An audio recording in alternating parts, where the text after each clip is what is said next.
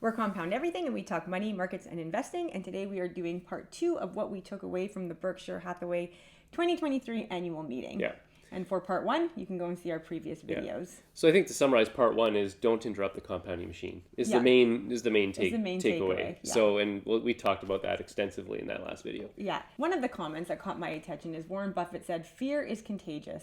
Yeah. Always. Always. So that caught my attention. Right. Because they're pretty wise men. Yeah. And so for them to use an absolute kind of, made me pay attention. Stood out. Yeah. So fear is contagious always. And they talk a lot about the craziness of Wall Street. Right. And whatnot. And so I was just thinking, I was like, that is in part probably why they stayed in Omaha. Because there's a lot of fear and a lot of greed on Wall Street when a lot of fear in the investing community, a lot of greed in the euphoria, every emotion in the investing community is just on steroids at the time. Yeah. Well, it's funny. It said that Templeton's returns got far better after he moved away from Wall Street. Mm-hmm. He ended up in the Bahamas somewhere. Mm-hmm. So information lag at that point would have been a huge thing. Mm-hmm. So he was never front running anybody because his information was getting to him far later than everyone else on Wall Street. But he was doing better than he was on Wall Street. And he's somewhere in the Bahamas on a beach, running a portfolio. Yeah. Another guy who moved away from Wall Street for that reason is Guy Spear. Yes. And he talks about it in his book, The Education of a Value Investor, how he moved away. I think he moved away to Sweden. One of the Nordic countries. Right, somewhere like that. And he said, it's just too much on Wall Street. Mm. And I thought, okay, be wary of fear. Mm-hmm. Because fear, so when Warren Buffett said that, I mean, that's just in life. Yeah. Fear will really cripple you, right? It takes away your boldness. Mm-hmm. It takes away your ability to think rationally. Right. Because you're just crippled by fear. And I thought, okay, in investing, be wary of fear in the headlines, on the forums, because fear is contagious. And once you catch that fear, it's really hard to be rational. Yeah, no question. And I think he was he talking about that with regards to the banks? Mm-hmm. Like a lot of the bank failures and whatnot that were going on. Now, linking that thought, actually, they were asked as well about AI. Yes. And so AI was brought up as a question, how it might change things in investing and whatnot. He basically said, remember that AI and tech will change many things, except the way men think. Mm-hmm. So people will still think the same way. They'll still have the same desires, still the same vices, still the same virtues, and that will still continue to play out. And fear will still continue to be an issue, and so will greed. Yeah. And so from that standpoint, you mentioned that those things are contagious, and I think that's exactly right. I'm not sure that AI is going to really rectify that. Yeah, I don't think so. So there'll still be opportunities. I think AI actually might enhance. It might magnify it. It might magnify it, and so I thought, okay, as an investor, be very careful when you're reading headlines. Be very careful when you're engaging in conversation, because if there's fear there, you're going to catch it if you're not on guard. Yeah, no question. You got to just be wary of that. Yeah. So you just mentioned that, I think it was Munger who said, like, human behavior stays the same, or the way men think or something stays the same. And they talked about, one of the things that they said is that eventually, someone had asked about de-dollarization and printing money and all of this. They said eventually printing money to buy votes is not going to work. That's not an exact quote, but that is what, it's pretty close. But it's going to be counterproductive. Counterproductive. I think that is the exact quote. Printing money to buy votes is going to be counterproductive in time, or something like that. And, the way men think, because back in ancient Rome, they were clipping coins. And that was printing money. They were, I guess, coins were weighted at the time based on particular metals. Yeah, a gold coin had a certain amount of weight. And that's how it was worth something. And the emperor at the time decided that they would coin clip, which was essentially taking out the valuable metal and then putting in a cheaper metal, so it weighed the same. So the weight would be the same, but maybe I can't remember all the metals, but maybe instead of an ounce of silver, it was 0.9 silver and 0.1 nickel, right? Okay. So the weight would be the same. Interesting. But the value wasn't the same. Because that metal was less pure over time. Because it was less pure, but they still treated it, or they tried to treat it. Right. That's devaluing your money. Right. And that did not work out so well for them. And Buffett essentially said that printing money it's not going to work out so well for us. Well, and it's the difference between, like fiscal policy and monetary policy in a sense. Unfortunately, it's a very popular thing for politicians to, keep handing out money and this, that, and the other thing. All politicians, right? It doesn't matter what side of the political spectrum you're on. It's not very popular to kind of take away the punch bowl. No, you don't want to be that guy. You don't want to be that guy. But eventually, at some point, continuing to print money and whatnot is not going to is the money's going to run out. The downside of it and the negative side effects of printing are going to outweigh you being able to promise things at some point. And I found Warren Buffett this year to be a little more candid on his political views. I know Peter Schiff has called him a coward. I don't think he's a coward. No, I think he's more diplomatic. Yeah. I think he just doesn't want to rock the boat. And that's just not an area of life I think he wants to really get involved in. I was just going to say, I don't think that's an arena he wants to spar in. And I get that because politics makes people angry. It often does. Right? And he loves investing. So why not just talk about investing? Yeah. But he did have some good things to say about Jerome Powell, which he always does. I actually think they're friends. I know Jerome Powell's mentioned in The Warren Buffett Way, which is a little bit of an older book. Oh, yeah. Interesting. So I think they might be friends. But he said that he has been handed a pretty hard situation to deal with. But he didn't have great things to say about the policymakers this time. And usually he avoids that. So I was like, okay, things have gotten bad enough that he's going to be a little more candid about that. He's going to chime in a little bit on that. Yeah, that was an interesting point. So one of the things that got brought up was real estate. And, was there a real estate bubble, particularly in commercial real estate, I guess is the hot button topic right now. And they did acknowledge that there's a bit of a hollowing out of commercial real estate. Why is commercial real estate a hot topic right now, just for anyone who doesn't know? Well, I guess there's the whole work from home kind of movement. Yeah, thank you.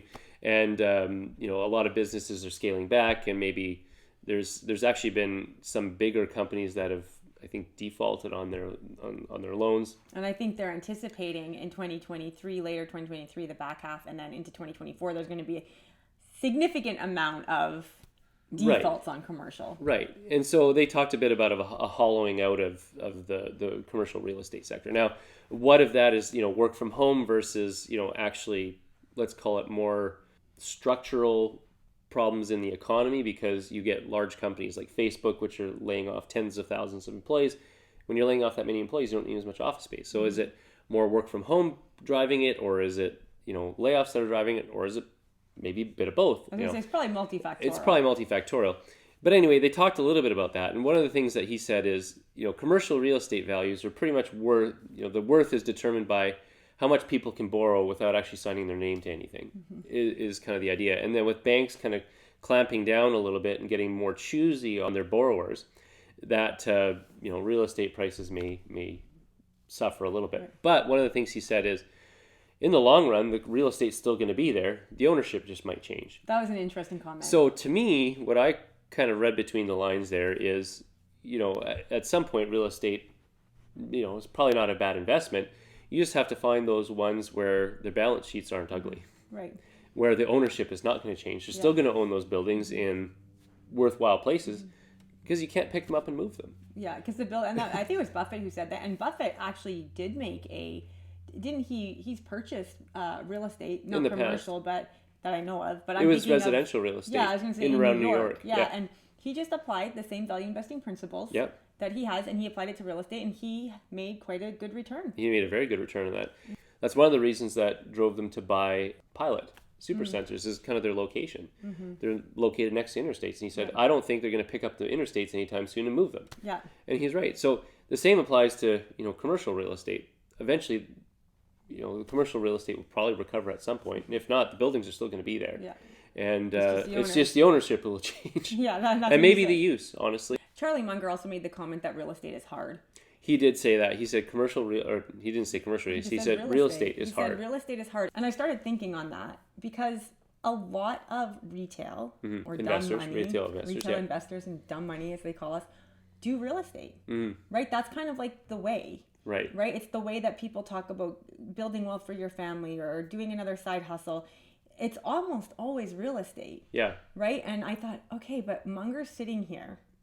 Right. 99, he's seen a lot. He's seen a lot of different economies. He's seen a lot of different governments, a lot of different markets. Yeah, good, bad, ugly. Yeah, and he's sitting here and he's telling 40,000 people that real estate is hard.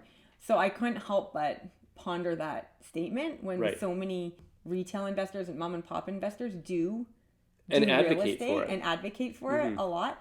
And I thought, okay, I think what he means is that it's not hard. It's not hard for us to find a house. Conceptually. Right? Yeah. Even run a cash flow on it. Right. Figure out what we're going to make. Figure out our mortgage. Figure out this. Figure out that. Yeah. Buy it. Right. Get a mortgage. if you need one or whatever, buy it and then find renters, right? Okay, that's not hard. Right. I think what he meant when he said real estate is hard is that real estate doesn't offer me the same returns as investing in companies. Yeah. I think that's what he meant, because he said real estate is hard, I'm going to stick with investing. And I think that's what he meant. Yeah, and one of the things he said at the very end of that, he's like, I prefer what we're doing now. Yes. I think is what the end of that question. Exactly. Yeah. And I know you hear of a lot of millionaires who get into real estate. You hear of quite a few less billionaires who are in real estate, but you hear of a lot of billionaires who are business moguls and or investors. Yeah, so absolutely. that was a very interesting, because it's obviously not hard. It's not hard to find. Conceptually, it's not difficult. No, so that's not what he meant. No. So I think he means it's hard. He meant if I buy real estate, I'm probably not going to see the same returns. I'm not going to generate the same returns as if I can find an undervalued business that is just spewing off cash. Right. I think you're absolutely right on that. Yeah. He didn't say that, but reading between the lines, I think you're absolutely right. Yeah, because there's no way that Charlie Munger thinks real estate is hard. No, conceptually, it's not difficult. Yeah, exactly. I kind of was thinking, okay, he doesn't mean it like that. Right. So what does that mean? What does hard mean? What does hard mean? And that's a big part of the annual meeting, is listening to their answers and then figuring out, okay, what are they saying with this? And I don't think they're intentionally cryptic. No. But, at the end of the day, it's up to the listener to discern. Right.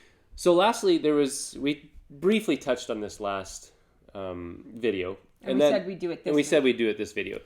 There was a shareholder question and criticism in a sense, that Apple represented a disproportionately large percentage of Berkshire's portfolio. The shareholder quoted another investor, who I think was Ashwath Damodaran, and I don't know the quote from prior, so maybe it's a misquote. But essentially it said that Apple represents 40% of Berkshire Hathaway. In essence, and I'd have to re-listen to it. But if you really want to find the direct quote, you can look on MSNBC. You can see that Charlie Munger really quickly shuts down that idea. He doesn't say much more about that, but he really shuts it down quick. And so I thought, well, let's go through a little bit of the numbers and see, is that actually true? Like, is Berkshire actually representative? What's interesting too is that I went on IG the next day, and I was just scrolling, and the first post I see is someone who had Berkshire's portfolio breakdown up, and it was 40% weighted in Apple, and the little description after the picture was Berkshire Hathaway holdings are 40% in Apple, and then he just went on and he was saying how it's not diversified and all of this. But I thought that's a common misconception. Yeah. Well, and why is it a misconception? Let's go through it. Okay, let's break it down. So I have Berkshire's annual report. Let's go through it and see if that's true. Nice paper copy. I always get them to send me the paper copies. They're actually pretty to look at. Yeah. So anyway, the criticism is that Apple represents a disproportionately large percentage of Berkshire Hathaway's investments. They're too heavily weighted. A lot of people, we ran into people from Columbia last year who said that exact same thing. And then this question was asking the same thing. And a lot of people think that Buffett is just absolutely insane. Right. Or I shouldn't say Buffett, but Berkshire is absolutely insane for weighting their portfolio so heavily in Apple. So let's look at that. So I've broken down this is from Q4, the most recent information I had to go on based on the share count and all that of Apple. As of their, the most recent 13F I could find from Q4, they had 895,136,175 Apple shares. Okay. And at the time of the 13F filing, around the end of December, Apple was trading at around $129 a share, give or take, $130 a share. Okay.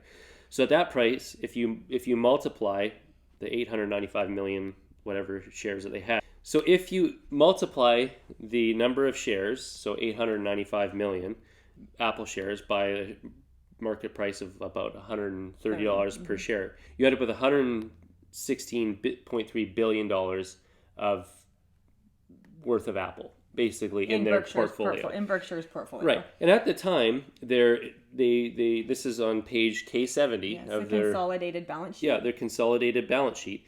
They say here they have investment in equity securities of $308.7 billion. Okay, so that represents 37.6% of their portfolio. Right, of their investment portfolio. And that's where the breakdown comes in. So technically that's true, but that's only of their investment portfolio. Right. Well, it's not technically true. Okay, so yeah, it's very true actually. It's mark to very market. true. Yeah. It's mark to market. It's very true of their investment portfolio of companies that they own shares Of marketable securities. Marketable securities. Apple is weighted at close to, at this time, in this day, and this snapshot of the balance sheet, close to 40% of their marketable securities. Yeah. But funny enough, at the same time, they had cash and cash equivalents of $32 billion, short-term investments of $92 billion, and investment in fixed maturity securities of $25 billion. So they're sitting on somewhere in the realm of $150 billion of cash. Just cash. So just cash. Not to mention, go further, it says on their balance sheet, they have, as a sum total, $948.4 billion of assets. Right. Just in general. So that includes not only that, their cash and cash equivalents, their equity securities, goodwill, but also their railroad, utilities, and energy, right? So what was that amount? That was $948 billion. $948 billion. So $948 billion is their total assets. Yeah. Assets, in sum total. So really, when you think about it, $116 billion, of Apple divided by $948.4 billion of other assets is not 40%. No. Not even close. No.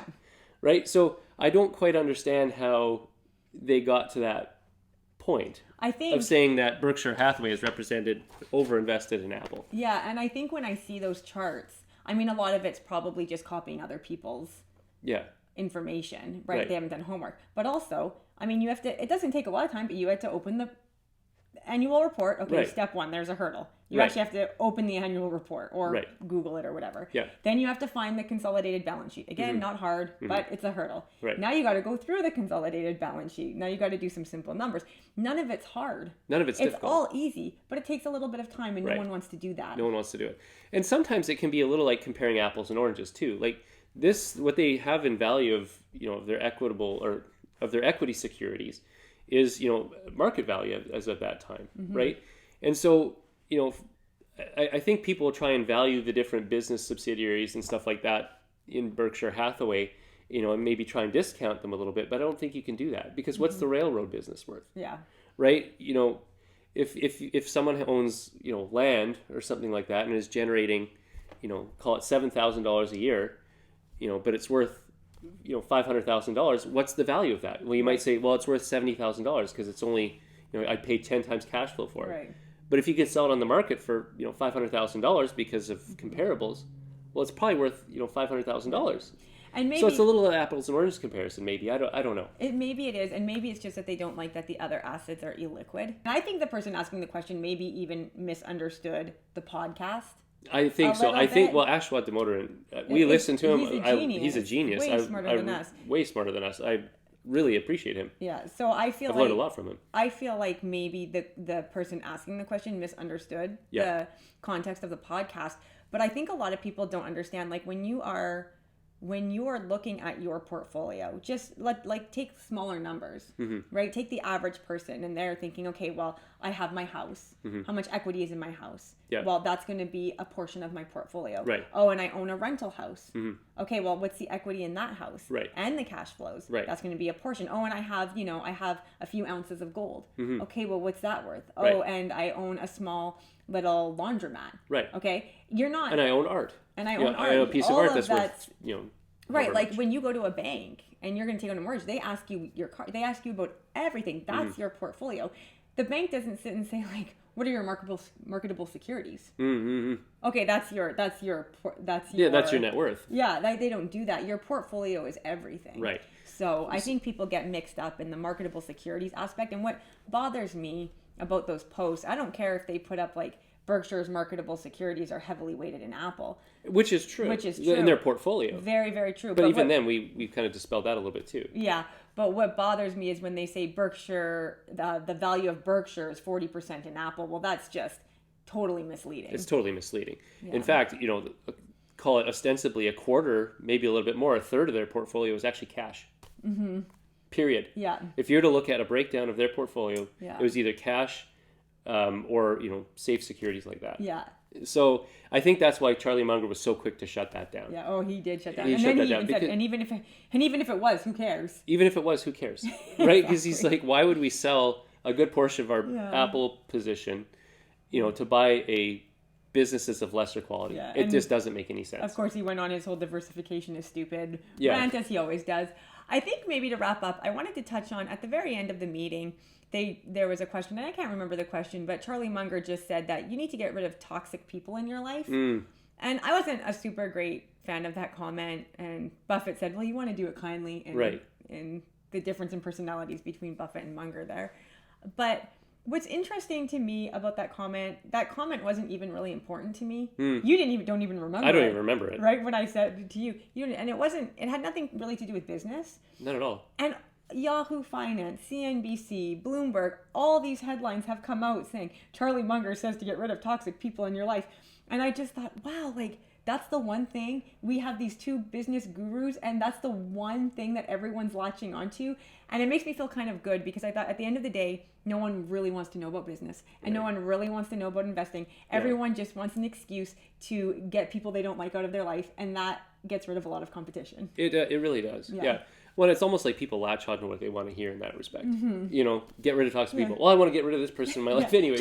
Charlie Munger said it could. Yeah. I thought, what a weird thing for all of these finance media outlets to latch onto in this amazing meeting where you had just like such valuable business lessons and questions and answers, and all the headlines are get rid of toxic people, like that's it, like that was the number that's your one takeaway from it. So I thought that was humorous. It was funny. And I mean, the whole conversation was funny because again you saw the very different personalities between Buffett and Munger with that, but I was like, okay, wow, like that's it. That was their 2023 annual meeting takeaway, was get rid of toxic people. Right. And I mean, I guess you could see some utility there, but like you said, like if that's your number one takeaway, I think you kind of missed the boat. Yeah, for sure.